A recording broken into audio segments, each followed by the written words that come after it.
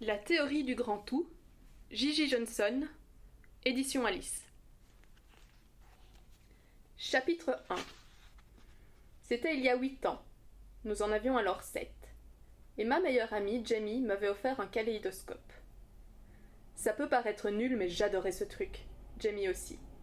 Elle me le piquait tout le temps, jusqu'à ce que je lui en offre un. On restait allongés dans mon jardin, à l'arrière de la maison, à regarder le ciel à travers nos tubes respectifs. Les fragments de verre colorés qui tournent sans arrêt, les cristaux des nuages blancs éparpillés, les morceaux du ciel bleu réfractés. Une expérience psychédélique, dans le genre Peace and Love, mais sans substance illicite. Voilà. Ma vie tout entière était comme ça maintenant. Un tourbillon psychédélique sans drogue, sauf si on considère que le Prozac en est une. Oh et PS, Jamie n'est plus là. Elle est morte en mars. Depuis, c'est comme si je vivais avec un immense kaléidoscope. Une force invisible fait tourner le monde, le sol vacille sous mes pieds et les milliers de morceaux éparpillés de mes journées se bousculent pour former sans cesse de nouvelles images, triangulaires et vitreuses. La cloche de fin des cours sonne, je dois filer dans la salle de gym. Le gymnase est mon pire cauchemar sur cette terre cristalline et prismatique. Je l'appelle mon enfer de Dante. Je hais cet endroit viscéralement, et je le fuis comme la peste, sans exagérer. Mais je dois y aller, parce que j'ai besoin de tampons et d'antidouleurs.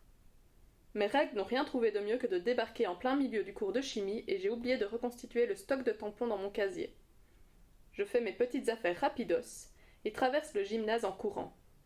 Il faut que je rejoigne vite fait le parking avant que mon frère Jérémy ne se taille. Je longe la rangée de fenêtres du mur latéral de la salle jusqu'à la sortie qui donne sur le parking. Je pousse la porte. Elle ne bouge pas. Je donne quelques coups de pied. Cet endroit est véritablement un vortex maléfique.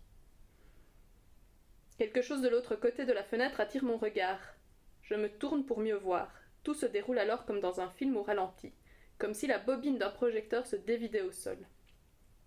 À travers la vitre, du flou, l'impression d'un train lancé à pleine vitesse. Puis le bruit, un grondement, comme le tonnerre, et un craquement, du verre brisé.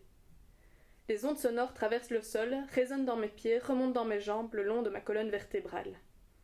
D'énormes flocons de neige brillants explosent dans l'air, un kaléidoscope pointé en direction du ciel bleu et des nuages. Sauf que ce ne sont pas des flocons de neige ou de nuages, ce sont des éclats de verre en provenance des baies vitrées, brisées. Devant moi chancelante se dresse une énorme créature. Un cerf aux immenses bois, bramant. Des flocons, des éclats de verre hérissent le corps de l'animal.